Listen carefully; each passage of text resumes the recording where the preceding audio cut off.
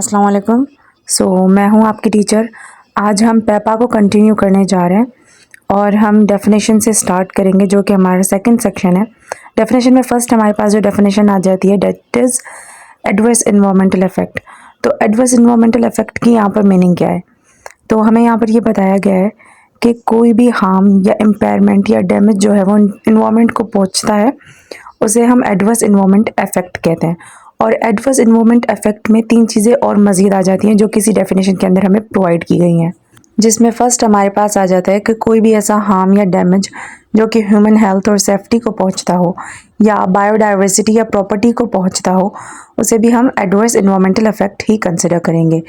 Second हमारे पास बताया गया है कि कोई भी हार्म या कोई भी इम्पेयरमेंट ऑफ द पॉल्यूशन, तो उसको भी हम एडवर्स इन्वायरमेंटल इफ़ेक्ट कंसिडर करेंगे। थर्ड हमारे पास ये बताया गया है कि कोई भी एडवर्स इन्वायरमेंटल इफेक्ट जो कि इस रेगुलेशन के तहत स्पेसिफाई किया गया हो या इस एक्ट के रेगुलेशन के तहत स्पेसिफाई किया गया हो, जिसे एडवर्स इन्वायरमेंटल इफेक्ट का दर्जा दे दिया गया हो, तो उसे भी हम एडवर्स इन्वायरमेंटल इफेक्ट कंसिडर करेंगे। अच्छा, after that we are having the second definition which is agricultural waste. तो एग्रीकल्चरल वेस्ट क्या है? हमारे पास जो भी वेस्ट जो कि एग्रीकल्चरल एक्टिविटीज़ या जो है वो फार्मिंग एक्टिविटीज़ से निकलता है, उसे हम एग्रीकल्चरल वेस्ट कंसिडर करेंगे। अब वो कौन सी एक्टिविटीज़ हैं? जैसे poultry, cattle farming, animal husbandry, animal raising, या इनमें से जो भी वेस्ट जो है वो निकलता है, या जो भी रेजिड्यू अमाउंट या जो भी रेजिड्यूज़ जो है वो बचते हैं फर्टिलाइज़र्स को यूज़ करने के बाद या पेस्टिसाइड्स को यूज़ करने के बाद एग्रीकल्चरल या फार्मिंग एक्टिविटीज़ में, उन सारे वेस्ट को या उन सारे केमिकल्स को जो है वो हम एग्रीकल्चरल वेस्ट कंसिडर करेंगे, या उनको जो है वो एग्रीकल्चरल वेस्ट कहा जाएगा अकॉर्डिंग टू दिस एक्ट। अच्छा, इसके बाद we are having the next definition which is air pollutant. तो एयर पॉल्यूटेंट बेसिकली वो सब्सटेंसेस या वो केमिकल्स हैं जिसकी वजह से जो है वो हवाई आलूदगी होती है या हवा जो है वो लाइक पॉल्यूटेड हो जाती है। तो उनमें हमारे पास कौन से सब्सटेंसेस है? उसमें जो है वो सूट, स्मोक या कोई सी भी dust particles, order, bad smells या इलेक्ट्रोमैग्नेटिक रेडिएशंस हमारे पास आ जाती हैं, डेंजरस केसेस आ जाती हैं, रेडियो एक्टिव सब्सटेंसेस आ जाते हैं। तो जिन सब्सटेंसेस से या जिन पार्टिकल से जो है वो एयर पॉल्यूटेड होती है, उन सारे सब्सटेंसेस, उन सारे पार्टिकल्स या केमिकल्स को जो है वो हम एयर पॉल्यूटेंट कहते हैं अकॉर्डिंग टू दिस एक्ट। अच्छा, उसके बाद we are having the next definition which is biodiversity और बायोलॉजिकल डाइवर्सिटी। तो इसकी अगर हम जनरल मीनिंग देखें, basically biodiversity is a term which is usually taught in biology.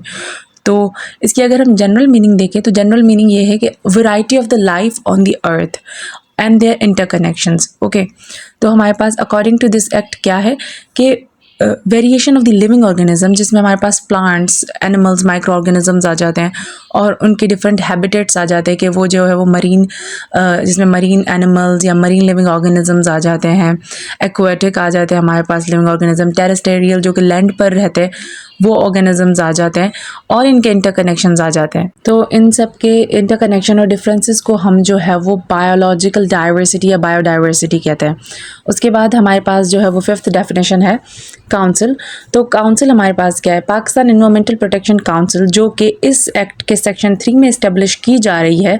अगर हमारे पास पूरे एक्ट के अंदर कहाँ पर भी कहीं पर भी जो है वो वर्ड काउंसिल यूज़ होता है, तो हम यही समझेंगे कि पाकिस्तान एनवायरमेंटल प्रोटेक्शन काउंसिल को रेफ़र किया जा रहा है यहाँ पर। अब हमारे पास जो नेक्स्ट डेफिनेशन है दैट इज़ डिस्चार्ज। तो डिस्चार्ज की बेसिकली यहाँ पर मीनिंग यही बताई गई है जो कि जनरली हमारे पास है कि फ्लोइंग आउट और releasing of some substances through spilling, leaking, pumping और सीपिंग। तो इन सारे वेज के थ्रू अगर जो है वो कोई भी लिक्विड या कोई भी ऐसा सब्सटेंस जो है वो फ्लो आउट करता है या रिलीज़ होता है, तो उसे हम डिस्चार्ज कंसिडर करेंगे। अच्छा, okay, next definition we are having the ecosystem. तो इकोसिस्टम हमारे पास क्या है? सही है, तो eco means environment and system. तो ये basically a system of the environment, इसको हम कंसिडर कर सकते हैं इसकी जनरल मीनिंग को। अब हम समझते हैं अकॉर्डिंग टू दिस एक्ट कि इकोसिस्टम की मीनिंग क्या है। तो इकोसिस्टम बेसिकली एक ऐसा कॉम्प्लेक्स सिस्टम है जिसमें हमारे पास जो है वो लिविंग ऑर्गेनिज्म की कम्युनिटीज़ आ जाती हैं। जब वो जो है वो नॉन लिविंग थिंग्स के साथ या नॉन लिविंग इन्वायरमेंट के साथ जो है वो इंटरेक्शन करके एज अ फंक्शनल यूनिट या एज अ फंक्शनल सिस्टम जो है वो काम करती हैं, तो उसे हम इकोसिस्टम कहते हैं।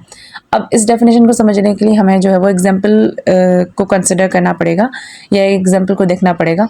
तो अगर जो है वो हम एक फॉरेस्ट को एज अ इकोसिस्टम कंसिडर करें, हमारे पास जो जंगल है, जंगल के अंदर हमारे पास एनिमल्स रिजाइड करते हैं, माइक्रो ऑर्गेनिजम्स होते हैं, प्लांट्स होते हैं डिफरेंट डिफरेंट टाइप्स के। अब यहाँ पर इन सारे कम्युनिटीज़ का, इन सारी communities of the living organisms का जब इंटरेक्शन होता है with the non living environment, non living environment में हमारे पास कौन सी चीज़ें आ जाती हैं?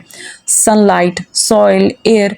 तो ये सारी चीज़ें, इनके साथ अगर इनका इंटरेक्शन होता है, जिसमें से फॉर एग्जांपल अगर प्लांट का इंटरेक्शन सनलाइट के साथ होता है तो फूड जो है वो क्रिएट होता है, फूड की जो है वो प्रोडक्शन होती है। सॉइल का अगर जो है वो इंटरेक्शन विद द प्लांट होता है तो सॉइल जो है वो उसे प्लांट को फूड एंड जो न्यूट्रिशन है वो प्रोवाइड करता है। तो इन सब की इंटरेक्शन अगर जो वो नॉन लिविंग इन्वायरमेंट के साथ होती है और जब इनकी इंटरेक्शन के बाद ये जब as a functional unit work करते हैं तो इस सारे सिस्टम को जो है वो हम इकोसिस्टम कहते हैं। इकोसिस्टम के बाद we are having the next definition that is effluent.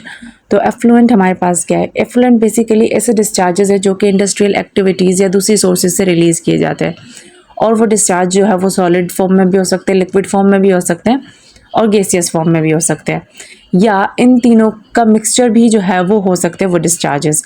अब इसके साथ हमें फर्दर इन्फॉर्मेशन ये भी प्रोवाइड की गई है कि भाई वो डिस्चार्जेस जो है वो स्लरी भी हो सकते हैं, सस्पेंशन फॉर्म में भी हो सकते हैं और वेपरस फॉर्म में भी हो सकते हैं। Slurry mean thick liquid form में हो सकते हैं, सस्पेंशन मीन सॉलिड और लिक्विड के कॉम्बिनेशन भी हो सकते हैं, और वेपरस मीन गैसियस फॉर्म में भी हो सकते हैं। तो ऐसे सारे डिस्चार्जेस को जो है वो हम एफ्लुएंट कहेंगे अंडर दिस एक्ट। अच्छा, एफ्लुएंट के बाद we are having the next definition that is emission standards. तो एमिशन स्टैंडर्ड बेसिकली हमारे पास ऐसे परमिसिबल स्टैंडर्ड्स या लिमिट्स होती हैं जो कि फेडरल एजेंसी या प्रोविंशियल एजेंसी सेट करती है for the purpose of releasing या discharging the air pollutants, noise या ऐसा कोई डिस्चार्ज या एफ्लुएंट्स इन द इन्वायरमेंट, कि भाई आपको इन्वायरमेंट के अंदर कितने मिकदार में या कितनी जो है वो क्वांटिटी में एयर पॉल्यूटेंट्स रिलीज़ करने हैं या ऐसे डिस्चार्ज रिलीज़ करने हैं जो कि इन्वायरमेंट को ख़राब कर सकते हैं। इसके बाद अब हमारे पास एनवायरमेंट की डेफिनेशन बता दी गई है या कौन कौन सी चीज़ें जो है वो एनवायरमेंट में आ जाती है। तो पहली चीज़ हमारे पास क्या है कि एयर, वाटर, लैंड। दूसरा बी के अंदर हमें बताया गया है कि सारी एटमॉस्फेयर की लेयर्स जो हैं वो भी इन्वायरमेंट के अंदर आ जाती हैं। और क्लॉज सी के अंदर हमें ये बताया गया है कि सारे ऑर्गेनिक, इनऑर्गेनिक मैटर्स या लिविंग ऑर्गेनिजम्स वो भी जो है वो इन्वायरमेंट के अंदर आ जाते हैं। डी के अंदर हमें ये बताया गया है कि इकोसिस्टम और इकोलॉजिकल रिलेशनशिप्स, मतलब जैसे कि मैंने आपको पहले भी बताया कि interaction of the living organisms with the non living environment, तो उनके सारे रिलेशनशिप्स वो भी हमारे पास जो है वो एनवायरनमेंट के अंदर आ जाते हैं।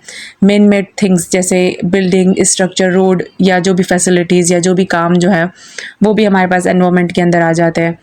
और एफ़ के अंदर हमें ये बताया गया है कि सारी सोशल इकोनॉमिकल कंडीशंस जो कि अफेक्ट करती हैं लाइफ को, तो वो भी जो है वो एनवायरनमेंट के अंदर आ जाती हैं। जी के अंदर हमें ये बताया गया है कि इन सारी ऊपर जो भी चीज़ें हमें बता दी गई हैं, लाइक ए टू एफ के अंदर जो भी हमें चीज़ें बता दी गई हैं, इनका इंटर रिलेशनशिप या इंटर कनेक्शन, इनको भी जो है वो हम इन्वायरमेंट के अंदर कंसिडर करेंगे। अच्छा, इसके बाद next definition we are having the environmental impact assessment. तो ये बेसिकली एक इन्वायरमेंटल स्टडी है या assessment of the environmental impacts है, जिसमें हमारे पास जो है वो ऐसे प्रोजेक्ट्स के इम्पैक्ट्स को देखा जाता है, उनके हवाले से डेटा कलेक्ट किया जाता है, उनके हवाले से प्रेडिक्शन की जाती है, क्वालिटेटिव और क्वांटिटेटिव दोनों, उनके इम्पैक्ट्स के हवाले से, और प्रिवेंशन के हवाले से जो भी मेयर्स लिए जाते हैं उनको कंसिडर किया जाता है। तो ये बेसिकली इन्वायरमेंट की मैनेजमेंट के लिए एक असेसमेंट की जाती है या इन्वायरमेंटल स्टडी की जाती है। तो उस सारी स्टडी को जो है वो हम इन्वायरमेंटल इम्पैक्ट असेसमेंट कहेंगे। उसके बाद हमारे पास नेक्स्ट डेफिनेशन है दैट इज़ इन्वायरमेंटल मैजिस्ट्रेट। तो फर्स्ट क्लास के मैजिस्ट्रेट को जो कि under section 24 of this act appoint किया जाएगा, उसको जो है वो हम इन्वायरमेंटल मैजिस्ट्रेट कहेंगे। इसके बाद नेक्स्ट डेफिनेशन हमारे पास है इन्वायरमेंटल ट्राइब्यूनल। तो जो भी इन्वायरमेंटल ट्राइब्यूनल सेक्शन 20 के अंदर, इस एक्ट के सेक्शन 20 के अंदर इस्टेब्लिश की जाएगी, उसे हम इन्वायरमेंटल ट्राइब्यूनल कहेंगे। उसके बाद हमारे पास नेक्स्ट डेफिनेशन आ जाती है एक्सक्लूसिव इकोनॉमिक जोन। तो एक्सक्लूसिव इकोनॉमिक जोन की डेफिनेशन जो territorial water and maritime zone act 1970 के अंदर बता दी गई है, वो सेम डेफिनेशन यहीं इस एक्ट के अंदर यूज़ होगी। Next definition we are having the factory. तो फैक्ट्री यहाँ पर हमें ये बताई गई है कि भाई ऐसे प्रेमिसेस जहाँ पर इंडस्ट्रियल एक्टिविटीज़ जो है वो कंडक्ट की जाती हैं, तो उन सारे प्रेमिसेस को हम जो है वो फैक्ट्री कहेंगे। अच्छा, फैक्ट्री के बाद अब हमारे पास नेक्स्ट डेफिनेशन है, दैट इज़ फेडरल एजेंसी। तो फेडरल एजेंसी हमारे पास क्या है? फेडरल एजेंसी में हमारे पास पाकिस्तान एनवायरमेंटल प्रोटेक्शन एजेंसी आ जाती है, जो कि सेक्शन 5 के अंदर इस्टेब्लिश की जाएगी, या दूसरी गवर्नमेंटल एजेंसीज, लोकल काउंसिल या लोकल अथॉरिटीज़ जो कि फेडरल एजेंसी के पावर्स या फंक्शंस को एक्सरसाइज करती हैं, उनको भी जो है वो हम फेडरल एजेंसीज कंसिडर करेंगे। So these were the definitions. अब हमारे पास और भी आगे ज़्यादा डेफिनेशंस हैं, बट उनको जो है वो हम पर्टिकुलरली एक सेपरेट लेक्चर के अंदर कवर नहीं करेंगे इंशाल्लाह। उनको हम जो है वो लेक्चर्स के साथ डिफरेंट सेक्शंस के साथ अंडरस्टैंड करते जाएंगे दूसरी डेफिनेशंस को। So stay tuned for further videos and do like, comment, share and subscribe Juris tales.